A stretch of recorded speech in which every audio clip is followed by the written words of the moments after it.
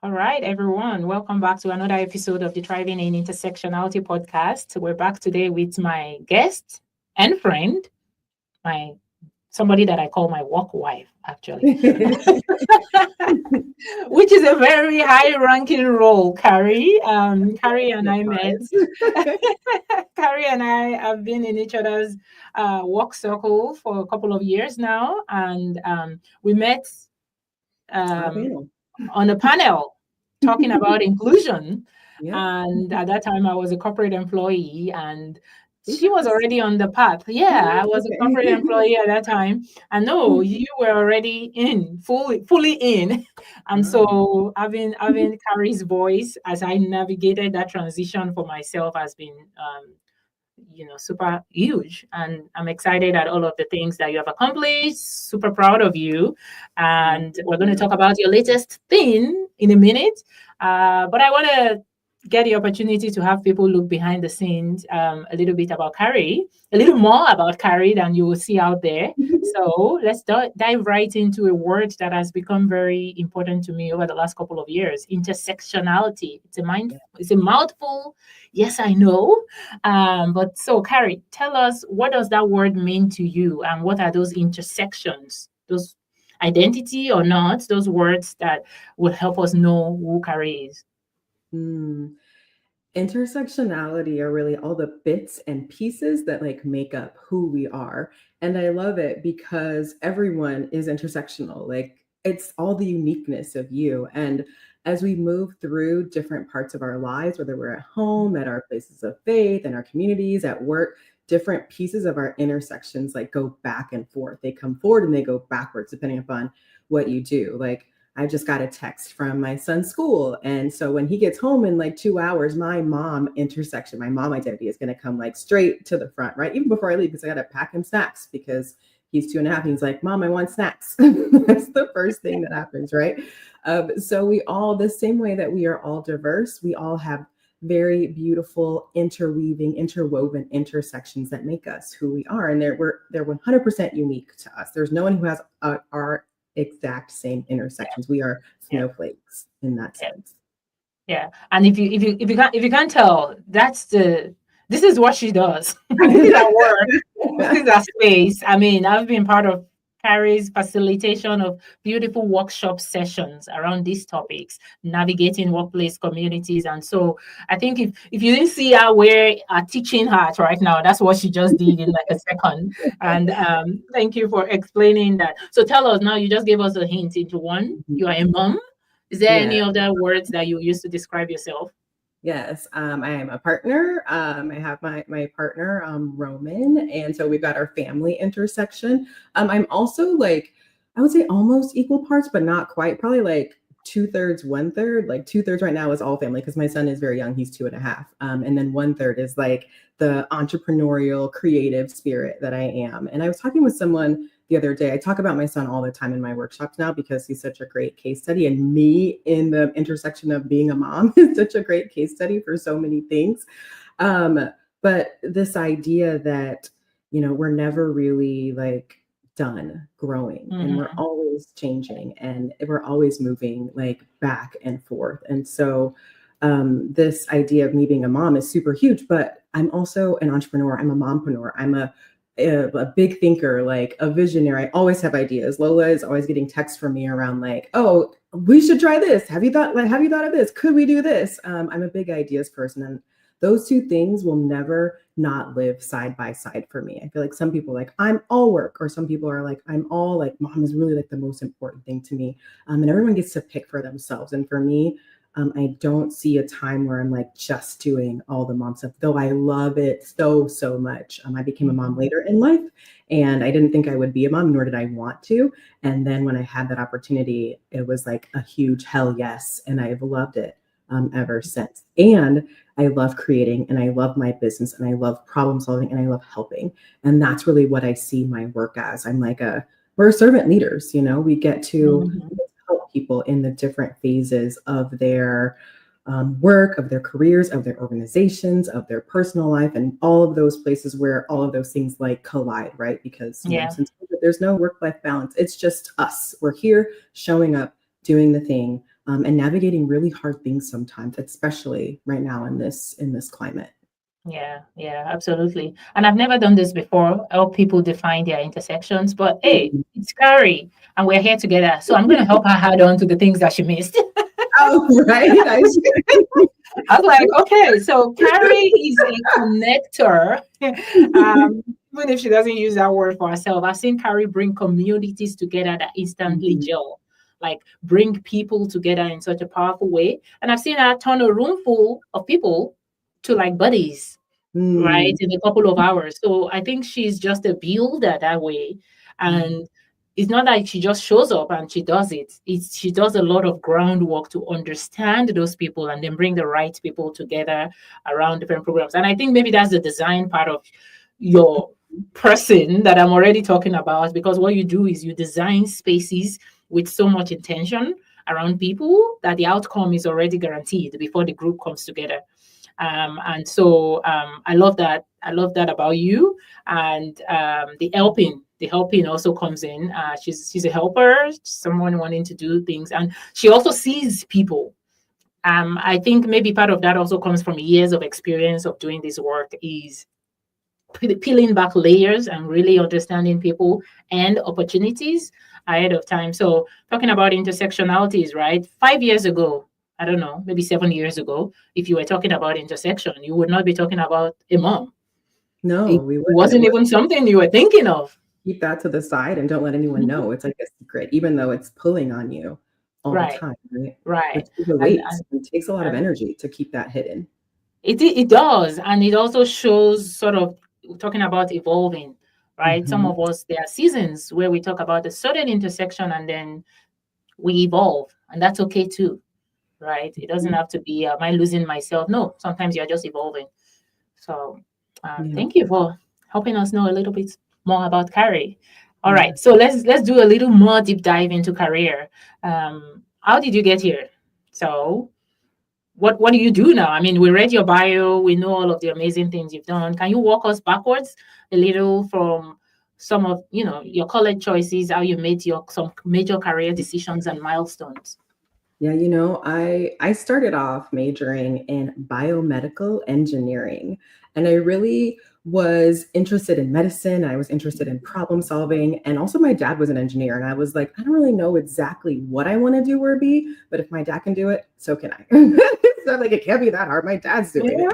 Of course, my dad is very smart and talented, but at the time, I was 17 or 16 making these decisions, and so I went off to college to become a biomedical engineer, and I went to the East Coast of Boston University for my first year, and I turned up there, and I hated engineering.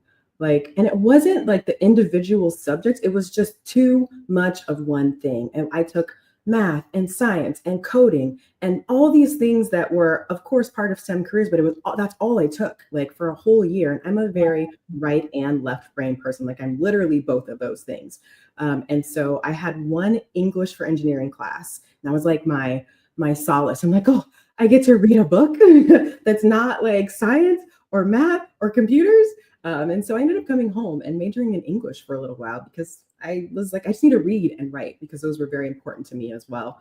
And in that, I found this design career, which is a beautiful mix of both the creative and the science. So I took computer science, and then I took design, so typography, animation, how the internet works, that's how old I am, web design, and all of these things. And I stumbled upon human computer interaction, which is how we create technology in a way that makes it easy for people to learn and understand and use. And that just blew my mind wide open, and I ended up getting my master's in human computer interaction at University of Michigan, and then went off to be what's called a user experience designer, where you figure out, you work for a tech company. Typically, I work for internet companies and tech companies and banks, anyone that has technology that they need to work more efficiently and are smart enough to know that, hey, we've got our developers and then we've got the people who are using it, and there is a big gap. We need someone in the middle to help translate those technical needs and those human needs into one design. And so that's what I did for about 15 years.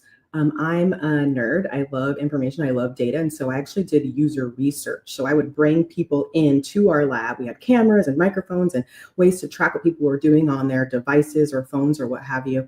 And we would learn what worked and what didn't. And then we would take that information back to the developers. And so that's what I did for a really long time. And that's actually what brought me to San Diego, California, when I started working for Qualcomm. And of course, at the time they were developing all the guts of our phones, the modems. They were like the #1 modem producer in the world. They're still doing tons and tons of technology stuff.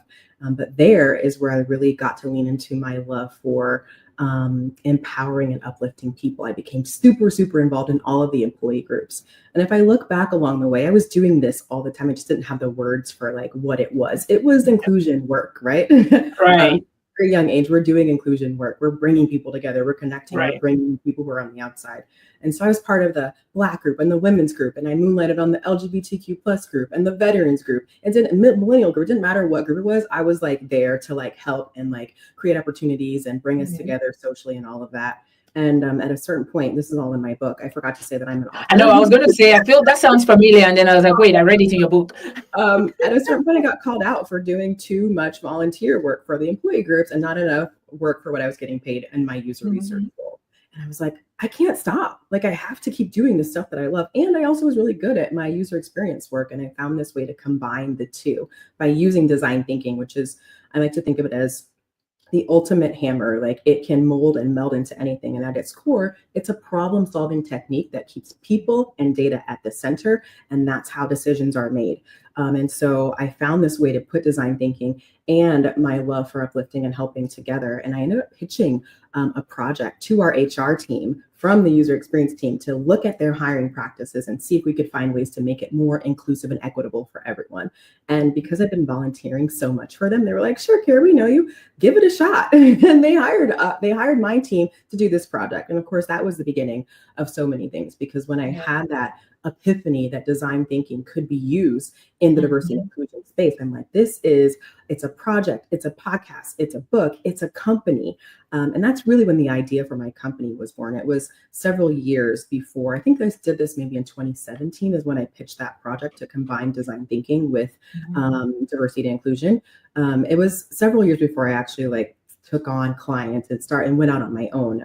But that was like the impetus for that. I'm like, yes, this is the thing, that this is my unique idea that I can take out in the world and make my own when I'm ready to make that move. Yeah. And I think in 2018 is when I got my EIN, and my partner then and I, my business partner and I, we made tote bags too. And like, that was basically the end of our business, like moving forward for 2 or 3 years until I got my first client and was able to step away from corporate and really dive headfirst into the world of entrepreneurship. And that really looked like the beginning of 2020. And of course, we know what happened 3 months into 2020. And so that changed the trajectory of my business, because the world came to a standstill.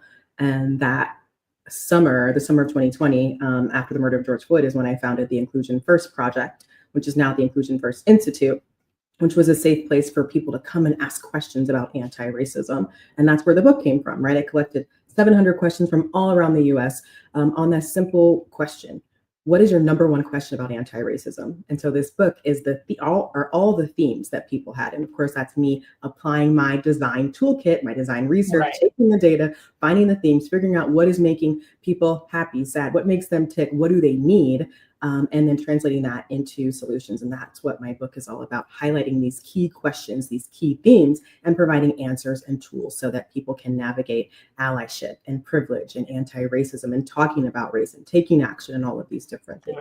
Right. No, thank you. Thank you for sharing that. You got a little bit of what is in the book, and we'll talk about the book a little more in a minute. But I think also what I kind of got from your story, for anybody that is listening, kind of in that early, middle career stage, and you're thinking about careers, sometimes it looks like 7 years of doing the work before you actually acknowledge to yourself that you're doing the work, right? And I mean, you're talking about your engagement with ERGs and talking about your designer role, right? I'm like, you're a nerd. Of course, you like data and all of that. How can you not enjoy physics and biomedical engineering and all of the cool stuff? Too much of a good thing. But I think it was also because the people side was missing, and I kind of feel like that too with myself when I think of my career when I was studying biotech, when I was getting my master's in biotech. All of the biotech reaction experiments things, I could do it easily. It was kind of like black and white.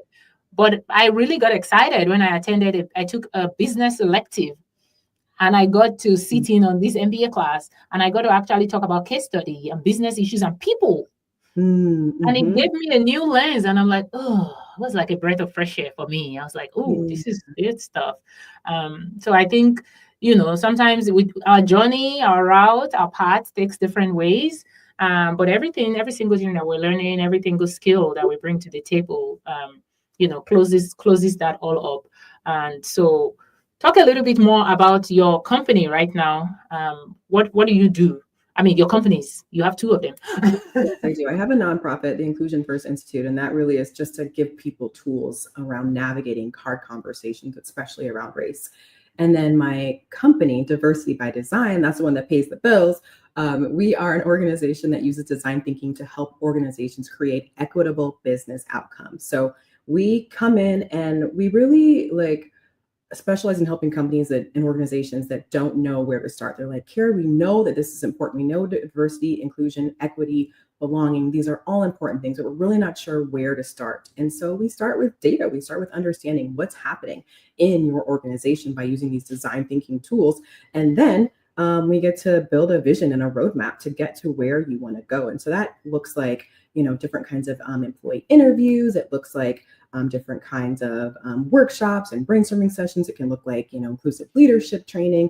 It can look like, have a client who are working on their onboarding and how to create really inclusive onboarding practices and processes. We're coming in and figuring out what's the right thing for you to do at this time. And we know that, diversity has become a dirty word somehow in the last few months, right? But at the end of the day, DEI, DEIB, whatever your letters are, it's all about creating connections between people. It's about repairing those connections when they get broken, and it's about building those bridges when they need to be built because they're missing, and really leaning into what makes us unique and special and how we can work the best together. And so as people are hearing all this polarizing and lots of fake news, it's about the connections. That's really the core of it. How do we connect to the people that we're serving, our clients, our community? How do we better connect to our employees? How do we better connect to the organization and how our values align so that we can show up, know why we're doing what we're doing, and really be 100% on board to give our best ideas, our best selves when we show up to work every day.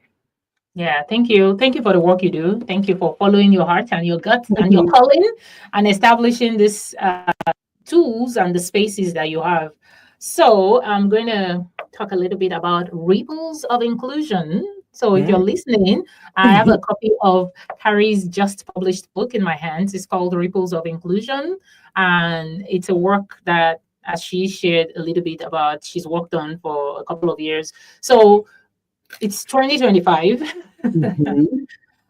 All I have to say is it's 2025, and we all kind of know what that means, how everybody is feeling now. And I was talking to somebody this morning about the person you were in 2020 and the person you are now, and how I've been thinking a lot about that, like where I was in 2020.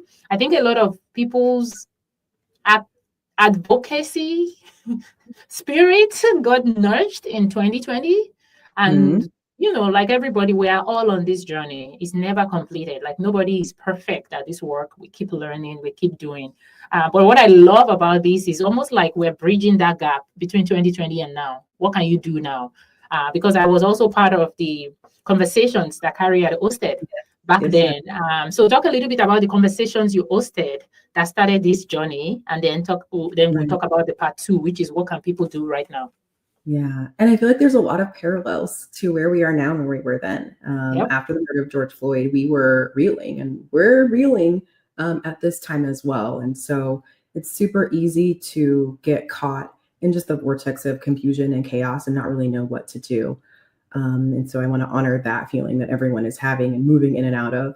And then at a certain point, in my spirit, I know arose this question, what can I do? How can I help? And so the Inclusion First Project was born just from that question. We ended up hosting free Q&A sessions where people could just come and ask questions about anti-racism.